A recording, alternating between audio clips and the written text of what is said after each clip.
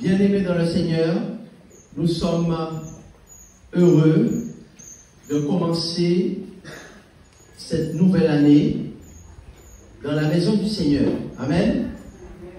Nous nous sommes rapprochés du retour du Christ et le Seigneur qui nous aime veut nous parler aujourd'hui et veut nous rendre prêts pour son retour. Amen. Prions le Seigneur, notre Dieu, notre Père, alors que nous sommes assemblés dans ta maison pour t'adorer. Nous voulons, Seigneur, que nous t'adorions en esprit et en vérité, et que tu nous parles par ton Esprit Saint. Prends le contrôle au nom de Jésus-Christ. Amen. L'histoire se passe dans l'Antiquité, à une époque où les Babyloniens étaient très puissants sur terre et les Babyloniens avaient pris le contrôle de la plupart des nations environnantes. Un roi du nom de Belshazzar aimait faire la fête, aimait le bon vin, aimait la bonne chair. Et Belshazzar avait conquis le peuple de Dieu, les Israélites, et les avait réduits en esclavage.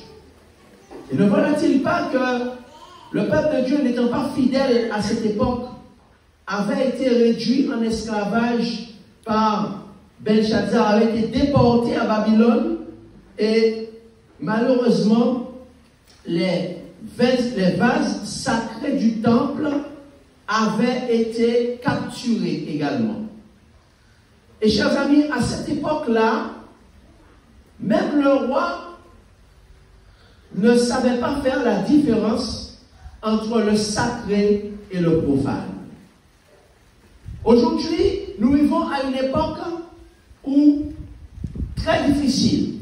Et nous allons voir aujourd'hui un thème que Dieu nous a inspiré. Quel est le but de la vie? Pourquoi sommes-nous en vie?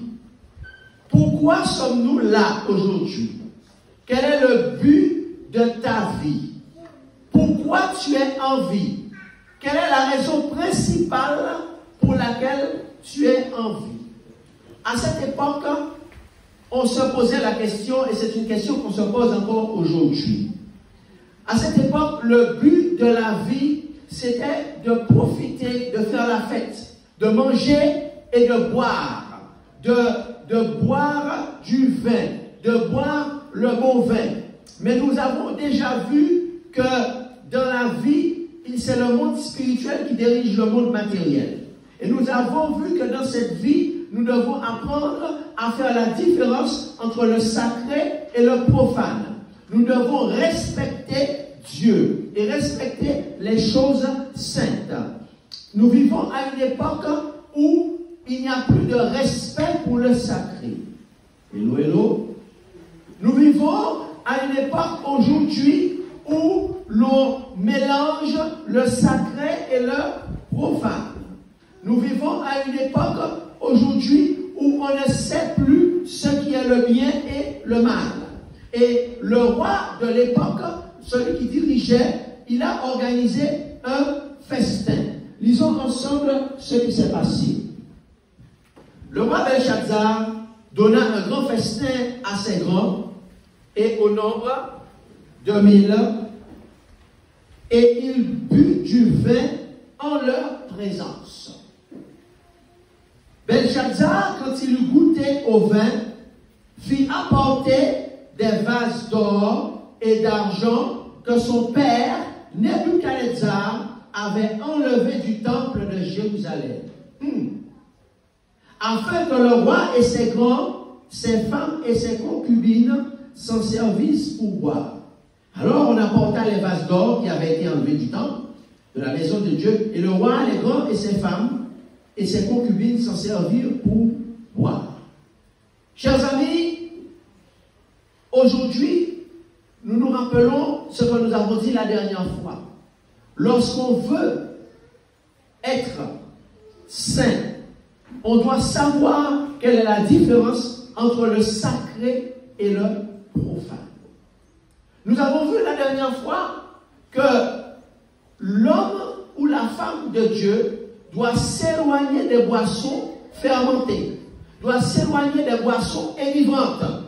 Si tu veux réussir en cette nouvelle année, tu dois protéger ton corps, protéger ton âme de certaines boissons. Il y a le vin alcoolisé et le vin non alcoolisé. Le vin non alcoolisé ou le jus de la vigne est bon pour la santé. Cependant, le vin fermenté ou le vin alcoolisé ou toute boisson alcoolisée est l'ennemi de la sainteté. Hello? Le vin fermenté ou toute boisson fermentée est l'ennemi de l'homme et de la femme de Dieu. Parce que sous l'effet d'une boisson fermentée, nous avons vu que deux apprentis prêtres ont amené du feu étranger dans la maison de Dieu. Parce que ce que nous ne savons pas pour certains, c'est que lorsque notre corps est le temple du Saint-Esprit, et lorsqu'on met dans notre corps des choses qui ne sont pas à la gloire de Dieu, eh bien, nous invitons d'autres esprits à nous contrôler. Et ceux-là, ce ne sont pas des esprits qui sont saints, mais ce sont des mauvais esprits. Et les mauvais esprits nous poussent à ne plus faire la différence entre le sacré et le profane.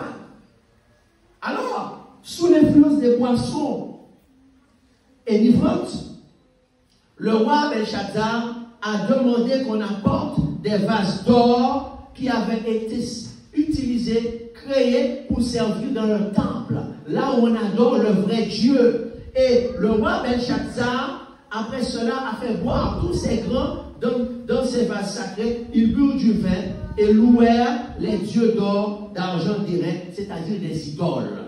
Chers amis, le résultat ne s'est pas fait attendre. Lorsque si vous voulez réussir en cette nouvelle année, il faut que vous puissiez faire la différence entre ce qui est sacré et ce qui est pas sacré. Amen. Entre ce qui est sacré et ce qui est profane. Ainsi, au verset 5, en ce moment apparurent les doigts d'une main d'homme et ils écrivirent en face du chandelier sur la chaux de la muraille du palais. Le roi vit cela et il a changé de couleur. Ses mains, ses pensées le troublèrent, les jointures de ses reins se relâchèrent et ses genoux se heurtèrent l'un contre l'autre. Et il vit une écriture sur le mur et l'explication a été claire. L'explication, il a envoyé chercher un homme de Dieu, il a envoyé chercher un saint parce qu'il ne comprenait pas cette langue et on lui a dit que ça veut dire compter, peser, compter, peser, diviser. Cela signifie que tu as été compté. Voici l'explication. Dieu a compté ton règne et a mis fin. Pesé, tu as été pesé dans la balance et trouvé trop léger. Divisé, ton royaume sera divisé et donné aux Mèdes et aux Perses. Chers amis, cela a été fatal pour le règne d'un roi le plus puissant de son époque parce qu'il n'a pas su pourquoi il était sur terre. Ce roi a pensé que le but de sa vie sur terre, c'était de manger et de boire. Ce roi a pensé que le but de sa vie sur terre, c'était de se faire plaisir à ses sens. Mais pourquoi sommes-nous sur terre? Quelle est la raison de notre vie sur terre? Est-ce que tu penses que tu es sur terre, c'est pour mettre de beaux vêtements? Est-ce que tu penses que tu es sur terre, c'est pour prendre du plaisir? Alors, que dit la parole de Dieu? Prenons nos Bibles de 1 Corinthiens au chapitre 10 et au verset 31.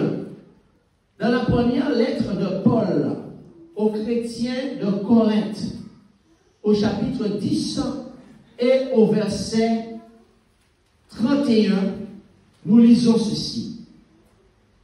Soit donc que vous mangiez, soit donc que vous buviez, soit que vous fassiez quelque autre chose, donc dans le manger, dans la nourriture, dans la boisson, quel que soit ce que vous faites, faites tout pour la gloire de Dieu. Je dis amen à cela.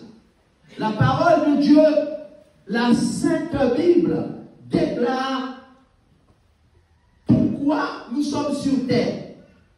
Si tu veux être heureux en 2025, si tu veux avoir du succès en cette nouvelle année, il faut que tu saches pourquoi tu es sur terre. Que tu habites à Yaoundé au Cameroun, que tu habites à Porto Novo, que tu habites au Congo, que tu habites en Israël, que tu habites en Chine, que tu habites à Paris, à Toulouse, que tu habites à Milan, que tu habites en Yougoslavie, peu importe. La parole de Dieu te dit, on n'est pas venu sur terre pour manger et boire. On n'est pas venu sur terre pour faire la fête, mais on est venu sur terre pour donner gloire à Dieu. Amen. Quelle est la raison de ta vie sur terre? Pourquoi tu es là? Il ne faut pas attendre que tu sois dans la boîte, prête à être enterré, alors que tu n'as jamais su pourquoi tu étais là. La raison de ta vie sur terre, il dit fais tout pour la gloire de Dieu. Cela a été fatal à un roi, au souverain de Babylone, le petit-fils du grand Nebuchadnezzar. Il l'a payé très cher. Il l'a payé, il a perdu son trône. Il a perdu la royauté et il a même perdu la vie. Pourquoi? Et son royaume a été transmis aux Mèdes et aux Perses. Parce que beaucoup ne savent pas que le pouvoir, la royauté viennent de Dieu. Parce qu'il est écrit dans la lettre aux Romains, au chapitre 13, que toute autorité vient de Dieu. Qui est-ce qui possède l'autorité? Qui est l'auteur du pouvoir? C'est Dieu, n'est-ce pas? Par conséquent, notre but sur terre, si nous ne le connaissons pas, nous allons non seulement échouer, perdre la vie éternelle, mais nous allons même mettre en danger tous ceux qui sont sous notre administration. La parole de Dieu déclare, dans 1 Corinthiens chapitre 10, verset 31, faites tout pour la gloire de Dieu. Amen. Alors, chers amis, depuis la dernière fois, nous avons commencé à expliquer cela. C'est notre rôle en tant que porte-parole de Dieu, messager de Dieu, en tant qu'enseignant du peuple de Dieu, en tant qu'enseignant du monde, dans le monde spirituel, de dire ce que c'est que la gloire de Dieu, parce qu'il y a beaucoup de malentendus concernant la gloire de Dieu. Certains confondent la gloire de Dieu avec la puissance de Dieu. C'est deux choses différentes. Alors, qu'est-ce que la gloire de Dieu? Comme nous disent nos enseignants de la parole sur la gloire de Dieu, dans le dictionnaire biblique, le mot gloire, c'est doxa, et nous avons vu la dernière fois que doxa ou gloire signifie ce qui évoque une bonne opinion. Ça veut dire, c'est l'opinion ou la réputation de quelqu'un. Amen. Donc, qu'est-ce que la gloire de Dieu? C'est l'opinion qu'on a sur Dieu ou c'est la réputation de Dieu. Chers amis, nous avons vu la dernière fois que la gloire appartient à qui? À Dieu. Amen. À qui appartient la bonne réputation? À Dieu. Parce que Jésus avait dit aux disciples, quand il prie, de dire, Seigneur, car c'est à toi seul qu'appartient le règne, la puissance et la gloire. Donc, à qui appartient la gloire? Est-ce que la gloire appartient aux footballeurs? Est-ce que la gloire appartient aux chanteurs? Est-ce que la gloire appartient aux hommes, aux grands hommes de l'histoire? Non, chers amis, Jésus a dit, car c'est à toi qu'appartient la gloire. Amen. C'est à toi seul qu'appartient la gloire. La gloire appartient à Dieu et à Dieu seul. Maintenant, chers amis, quel rapport Dieu veut-il que nous ayons avec sa gloire? Voici la question qui nous préoccupe en ce matin. Quel rapport Dieu veut-il que nous ayons avec sa gloire? Puisque nous avons compris que la gloire, que nous devons tout faire pour la gloire de Dieu. Alors, qu'est-ce que ça veut dire? On a vu que la gloire de Dieu, c'est sa réputation. Et on a vu la semaine dernière que Dieu possède la gloire. Pourquoi? Parce qu'il est le seul à être digne et fidèle à sa réputation. Amen. Nous avons vu qu'il est le bon berger, qu'il donne la vie. Nous avons vu qu'il donne la vie en abondance. Dans Jean chapitre 10. Donc quel rapport Dieu veut-il que nous ayons avec sa gloire? Chers amis, Dieu veut que nous reflétions sa gloire. Amen. Dieu veut que nous puissions refléter sa gloire. Où est-ce que c'est écrit cela? Dieu veut que nous soyons le reflet de sa gloire. Ça veut dire que Dieu veut que nous ayons la même réputation que lui, que notre caractère puisse changer en 2025, que nous puissions avoir un caractère qui ressemble au sien. Cela se trouve dans 2 Pierre chapitre 1 et le verset 10. Prenons nos Bibles dans 2 Pierre chapitre 1 et le verset 10. Quel rapport Dieu veut-il que nous ayons avec sa gloire? Nous ne sommes pas venus sur terre pour manger et boire. N'est-ce pas?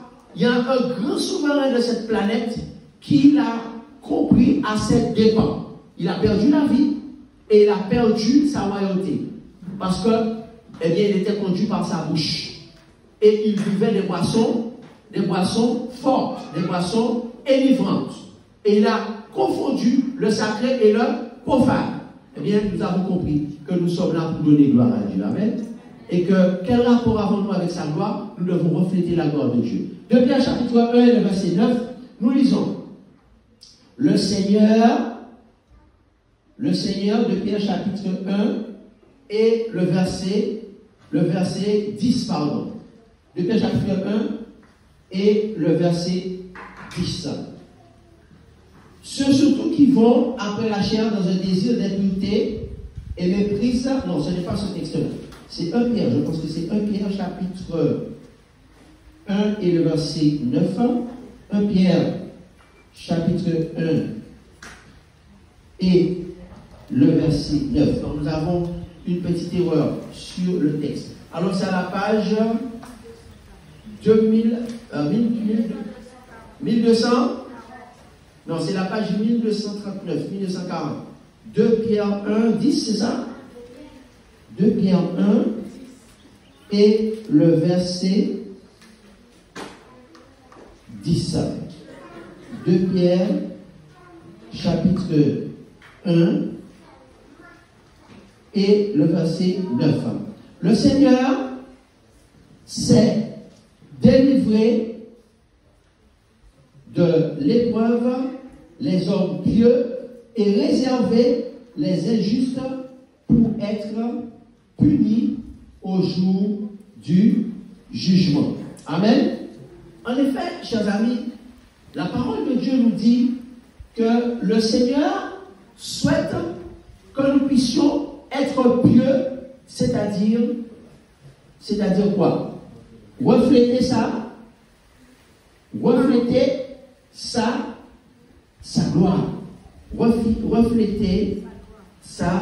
refléter sa gloire, n'est-ce pas? Le Seigneur souhaite que nous puissions refléter sa gloire. C'est ce que nous venons de lire. Donc, chers amis, refléter sa gloire, qu'est-ce que cela veut dire? Cela veut dire que le Seigneur veut que nous puissions refléter son caractère caractère. Alors, il y a une petite erreur sur le texte. Le texte dit le Dieu de toute grâce. J'aimerais que vous puissiez regarder pour moi le texte. Le Dieu de toute grâce qui vous a appelé en Jésus-Christ. Ce texte-là.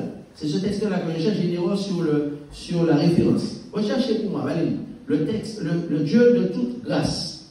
Le Dieu de toute grâce qui vous a appelé en Jésus-Christ, nous a appelé à refléter sa gloire. Parce qu'en réalité, chers amis, le Seigneur désire que nous puissions refléter son caractère. Le texte dit, le Dieu de toute grâce. Il commence ainsi. Le Dieu de toute grâce vous a appelé en Jésus-Christ.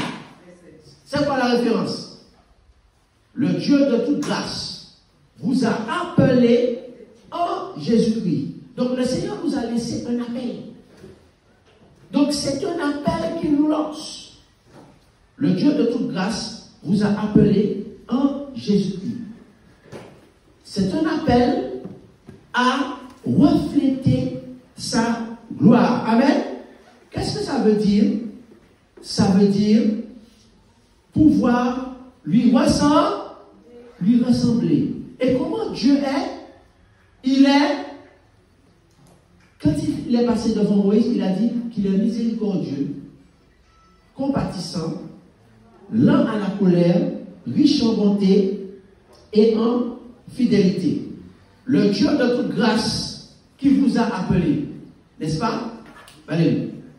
Le Dieu de toute grâce qui vous a appelé à refléter sa gloire. Ça veut dire avoir son caractère. Donc, nous voyons que Dieu veut que nous puissions refléter sa gloire. Donc, c'est 1 Pierre 5, verset 10. Voilà, il y a eu une erreur sur le chapitre. Ce n'est pas 1 Pierre 1, verset 10, mais c'est 1 Pierre 5, verset 10. Alors, 1 Pierre chapitre 5 et le verset 10, il nous dit, le Dieu de toute grâce qui vous a appelé en Jésus-Christ à sa gloire éternelle. Amen. Après que vous aurez souffert un peu de temps, qu'est-ce qu'il va faire? Il vous perfectionnera lui-même, vous affermira, vous fortifiera et vous rendra inébranlable. Amen. Chers amis, la parole de Dieu déclare que Dieu, 1 Pierre 5 et le verset 10, il dit que Dieu nous a appelés. Dieu nous a lancé un appel. Et quel est cet appel? À sa gloire éternelle. Ça veut dire pourquoi nous sommes sur terre. Quel est le but de notre vie? Pour qui ça nous là? Pour qui ça nous a sur la terre? C'est pour pouvoir former notre caractère et ressembler à Jésus-Christ. Amen. Voilà pourquoi nous sommes sur terre. Et non pas pour faire la fête, manger et boire. Pour pouvoir ressembler du caractère. Il nous a appelés en Jésus-Christ.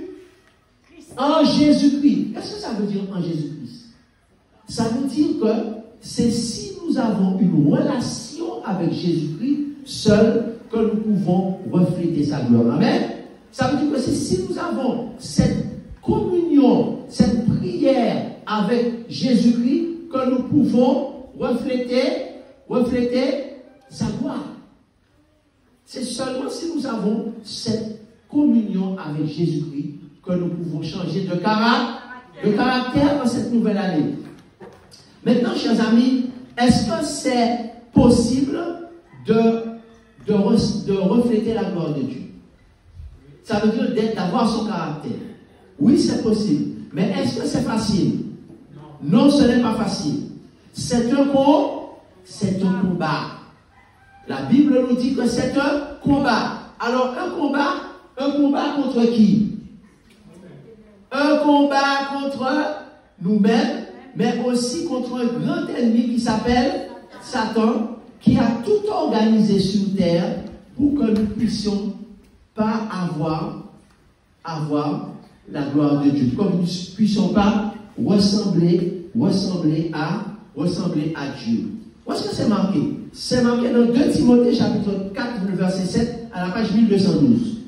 2 Timothée chapitre 4 et le verset 7. Nous lisons, l'apôtre Paul déclare, j'ai combattu le bon combat. Chers amis, il y a des combats que nous combattons qui ne sont pas des bons combats. Quel combat est-ce que tu combats? Dans quel combat tu es engagé aujourd'hui? Oh, chers amis, ne te trompe pas de combat en cette nouvelle année. La Bible dit qu'elle est tombée sur terre, c'est pour ressembler à Christ, à voir son caractère. Mais pourquoi tu combats? Est-ce que tu combats pour ressembler à un homme? Est-ce que tu combats pour ressembler à une femme célèbre? Est-ce que c'est ce combat-là que Dieu t'a donné? Est-ce que le combat que Dieu t'a donné, c'est devenir plus riche que les riches? Est-ce que le combat que Dieu t'a donné, c'est devenir plus célèbre que les célèbres? Le roi Belshazzar, chers amis, il avait un mauvais combat. Quel était son combat? Son combat, c'était manger et boire. Il se battait pourquoi? Il s'admirait lui-même. J'imagine que tous les jours, il se regardait dans le miroir. Et il se disait que je suis beau. Que je suis beau, moi, Belshazzar, le petit-fils de Nebuchadnezzar. Je fais du sport, je suis musclé, je mange bien. Il s'admirait lui-même. Son combat, c'était chaque jour devenir plus beau qu'hier. Il était son propre Dieu. Quel combat est-ce que tu mènes aujourd'hui? Ne te trompe pas de combat. Si tu te trompes de combat, eh bien, tu vas rater le but de ta vie. Oh, oh, oh! Chers amis, il y a beaucoup de définitions dans la Bible sur le péché. Mais la définition la plus célèbre, la définition la plus connue du péché, c'est amartia, n'est-ce pas? Qui veut dire quoi? Rater le but.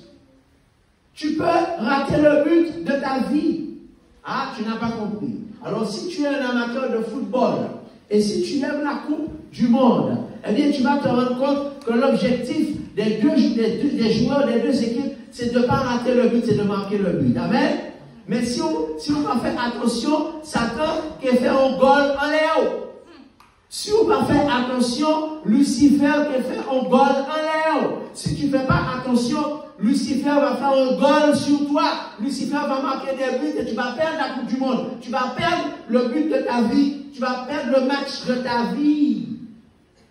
Lors de la Coupe du Monde, on a vu l'équipe de France contre l'Argentine. On a vu qu'un jeune joueur a tout fait pour marquer le but et pour donner la victoire à l'équipe de France. Parce que le but du match, il fallait marquer des buts, n'est-ce pas? Et il a tout fait, le pauvre. Mais il n'a pas réussi. L'équipe d'Argentine a été plus forte. Parce qu'un autre grand joueur a marqué des buts et a fait marquer des buts. Et ils ont gagné la Coupe du Monde. Chers amis, quel est le but de ta vie? C'est gagner le match. Mais la Bible te dit que c'est un combat. La Bible te dit que ce n'est pas facile. Parce que tu as en face de toi un grand adversaire, l'un des meilleurs joueurs de l'équipe de football qui a déjà battu beaucoup de personnes. Beaucoup de personnes sont allées dans la tombe parce qu'ils n'ont pas compris qu'il fallait marquer des buts, qu'ils faisaient la star. Vous avez vu des joueurs de football, au lieu de jouer, de marquer les buts, ils font la star. Ils font des gestes techniques, ils font des choses pour passer dans les journaux, mais ils ne comprennent pas que l'objectif c'est marquer le but. L'objectif, c'est combattre pour marquer le but. Quel est le but de ta vie? C'est de combattre le bon combat. Mais l'apôtre Paul ne s'est pas trompé de combat. Il n'a pas fait comme Belshazzar qui se regardait dans la glace tous les jours et se trouvait beau. Et si c'était une femme, sa femme se trouvait belle, avec ses longues boucles, avec ses longs cheveux, avec ses belles courbes. Elle se regardait tous les jours parce que son but, c'était d'être la plus belle de la cour royale. La femme la plus belle de Babylone, elle n'a pas compris que le but de la vie, c'est pas ça, mais que le but de la vie, c'est refléter la gloire de Dieu. Marquer des buts sous Satan, c'est avoir le caractère de Dieu. Mais chaque fois qu'on se trompe de but, d'objectif, c'est Satan qui va mettre des goals dans les nous. C'est Satan qui va mettre des goals dans les nous. Et nous allons perdre le match. Nous allons perdre la vie éternelle. Chers amis, l'apôtre Paul déclare, j'ai combattu le bon combat. 1 Timothée, chapitre combien? 2 Timothée, chapitre 4. Il dit, j'ai combattu le bon combat. Au verset 7. Il dit, j'ai achevé le match. J'ai terminé le match et, chers amis, il y a une seule manière de marquer des goals sur Satan. Hello, hello, hello. Il y a une seule manière de marquer des goals sur Satan. Je m'adresse aux plus grands joueurs de la planète. Ceux qui sont, chers amis, en Afrique du Sud, au Sénégal, ceux qui sont au Mozambique, au Congo, peu importe. Il y a une seule manière de marquer des buts. Il y a une seule manière de gagner un match. Il faut garder la foi. Parce qu'à un certain moment, quand tu es mené 2 buts à 1, si tu as perdu dans ta tête, si tu es découragé, si tu as perdu la foi, tu vas perdre le match. Les plus grands joueurs le savent. Les plus grands sportifs de la planète le savent. Les plus grands athlètes de la planète n'ont jamais perdu dans leur tête. Quel que soit le score sur le tableau des scores, ils gardent toujours la foi. Ils se disent, on va gagner, je vais marquer le but. Ils ont la foi et ils finissent par gagner. Ainsi, en tant que chrétiens, ils sont des exemples pour nous. L'apôtre Paul dit, comment faire? Quel est le but de ta vie? On a dit, il faut refléter la gloire de Dieu. Ça veut dire qu'il faut chercher à avoir son caractère. Et deuxièmement, il faut combattre le bon combat. Et quelle est la base de notre victoire? Comment remporter le bon combat? Alors, la réponse se trouve toujours dans 1 Pierre 5. Mais cette fois-ci, ce n'est pas le verset 10, c'est le verset qui est avant, le verset 9. 1 Pierre 5, verset 9. Il nous dit au verset 8, soyez sobres. Alléluia. Qu'est-ce que ça veut dire, soyez sobres? Lorsque nous buvons des boissons fermentées, lorsque nous mangeons des viandes qui ne sont pas pures, des viandes impures, lorsque nous n'obéissons pas, que nous nous prosternons devant la statue de Baal que Satan a placée devant nous, eh bien nous ne serons pas sobres. C'est quoi la sobriété? Qu'est-ce qu'on appelle la sobriété? La sobriété, ça veut dire que les athlètes s'imposent un régime alimentaire qu'on appelle la sanctification, sans laquelle personne ne verra le Seigneur. Hébreux 12, verset 14. Le régime alimentaire, faites attention, la Bible dit il y a des viandes pures, il y a des viandes impures. La Bible dit il y a des boissons fermentées et il y a des boissons que l'on peut boire. Il dit soyez sobres, parce que le footballeur qui boit de l'alcool, un footballeur qui mange n'importe quoi ne va jamais marquer des buts. Ils font attention à leur hygiène alimentaire autour des matchs et ils sont sanctionnés par les entraîneurs, sanctionnés par les sélectionneurs, sanctionnés par les présidents des clubs lorsqu'ils mènent une vie qui n'est pas sobre. La Bible dit si tu veux réussir le but de ta vie, soyez sobre. Pierre 5, verset 8.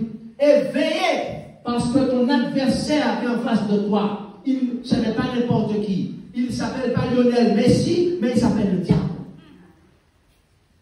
Il est très fort. Il s'appelle le diable et il rôde comme un lion rugissant. Ça veut dire le lion rugit pour te faire peur et te faire perdre la foi. Quand le lion rugit, c'est pour paralyser sa proie. Et il va te dévorer. Verset 9.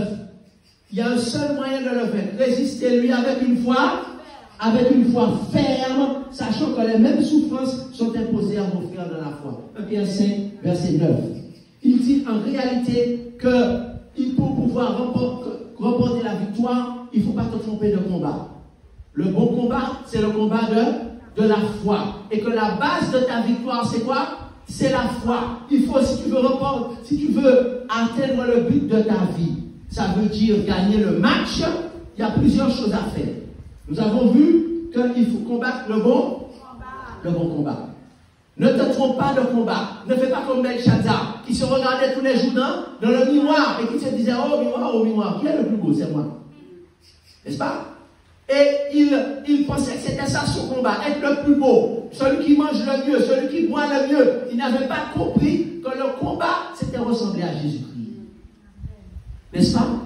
Ensuite, combat, le bon combat, donc tu as un adversaire en face de toi qui est très fort et qui fait tout pour te faire oublier pourquoi tu es là.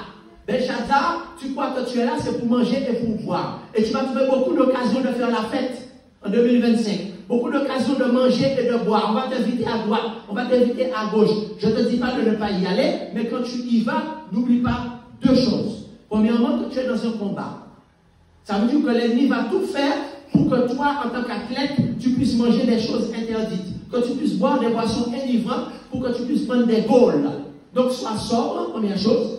Deuxième chose, n'oublie pas que tu as un adversaire à combattre et qui s'appelle Satan. Et troisième chose, la base de ta victoire, c'est la foi en Dieu. Amen.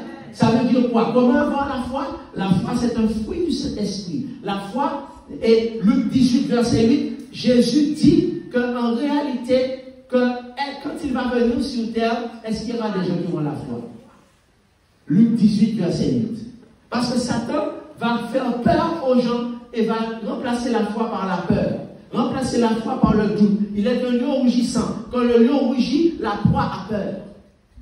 Et il est paralysé. Elle est paralysée et Satan va fondre sur elle. Mais il dit, il faut que tu aies la base de ta victoire, c'est la foi. Les grands sportifs, ils ont la foi dans leur victoire et ils remportent la victoire malgré les difficultés. Donc il dit, j'ai combattu le bon combat. Comment? Il y a une seule manière, c'est résister avec une foi ferme. 1 Pierre 5, verset 9. Résistez-lui avec une foi ferme. Qui est notre adversaire? C'est Satan. Satan n'est pas tout le monde. Satan est un adversaire qui est très redoutable. La foi est la base de notre victoire en cette saison. Quel est le but de ta vie? C'est combattre le bon combat. Ici n'est pas notre maison. Dis à ton voisin, ici c'est pas ta maison. Ici c'est pas caillou. Créole, il y a un créole qui dit, ici c'est pas Casao. Et pas Casao. Ou pas Casao. On dit en Guadeloupe.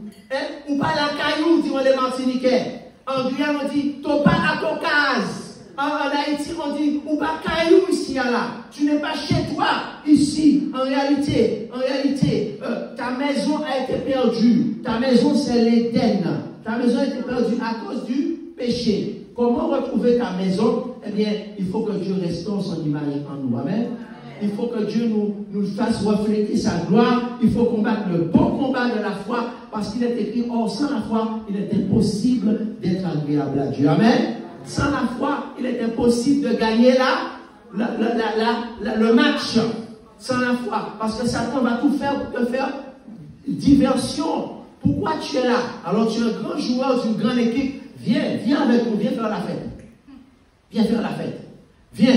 Considère que tu es ton propre Dieu. Passe toute la journée à t'admirer devant le miroir. Ou bien, comprends qu'en réalité, ça c'est un plan de Satan.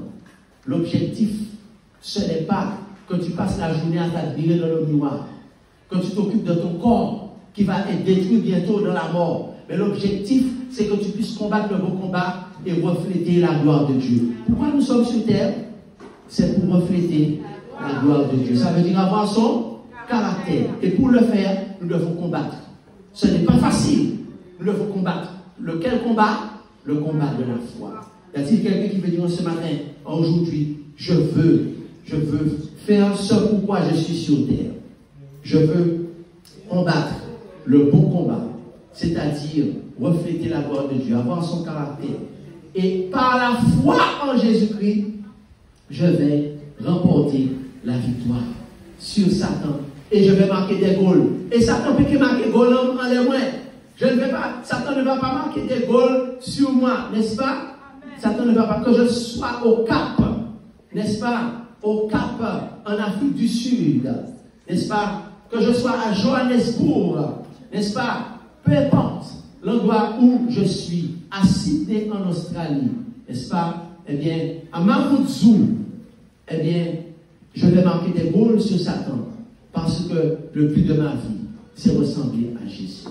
Nous allons chanter deux strophes de ce chant qui nous dit, vaillant soldat de Jésus-Christ, d'un cœur toujours joyeux, d'un cœur toujours contrit, par la vertu de son esprit. Le numéro 300, marchons avec persévérance, par la foi, sans trêve et sans effroi. Nous allons chanter ce chant. Merci. Le numéro 300. Numéro 300. Vaillant soldat de Jésus-Christ. Mettons-nous debout. Vaillant soldat de Jésus-Christ, d'un cœur toujours joyeux, toujours contré, par la vertu de son esprit, marchons avec persévérance. Comment? Par la foi, sans trêve et sans effroi. Comment? Par la foi, nous suivons notre roi. Bientôt, Seigneur, auprès de toi, nous chanterons la délivrance. Si nous rencontrons sur nos pas labeur, fatigué, périlleux combat, ne craignons rien, ne cédons pas, ne perdons point notre assurance. Par la foi, sans trêve et sans effroi. Par la foi, nous suivons notre roi. Bientôt, Seigneur, auprès de toi, nous chanterons la délivrance. Merci, notre Dieu, notre Père, de nous avoir montré le but de notre vie ici. Pourquoi nous sommes là? Aide-nous à ne pas être trompés par l'ennemi Satan, qui veut nous faire oublier pourquoi nous sommes là. Ce n'est pas pour manger, boire, s'amuser, faire la fête, mais c'est surtout pour refléter la gloire de Dieu, c'est-à-dire avoir son caractère. Et nous ne pouvons le faire si nous ne sommes pas sobres, si nous ne sommes pas en train de veiller sur notre âme, si nous ne gardons pas la foi en Jésus. Aide-nous, Seigneur, à le faire. Nous avons pris cet engagement aujourd'hui, dans ces premiers jours du mois de janvier de cette année, de pouvoir respecter le but de notre vie sur terre. Et maintenant, Seigneur, accorde-nous ton Saint-Esprit, qu'il nous bénisse, qu'il nous remplisse de sa présence et qu'il nous donne la foi de Jésus, indispensable à ceux qui veulent être saints et remporter la victoire sur Satan en marquant des goals sur lui et en remportant le match de notre vie et en ayant la couronne réservée au vainqueur qui est la vie éternelle, et que l'Église dise Amen. Amen. Te bénisse et te protège, que l'Éternel te regarde avec bonté, et qu'il te fasse grâce, et qu'il te fasse grâce, que l'Éternel veille sur toi et t'accorde sa paix, que l'Éternel te bénisse et te protège, que l'Éternel te regarde avec bonté, et qu'il te fasse grâce, et qu'il te fasse grâce, que l'Éternel règne sur toi et t'accorde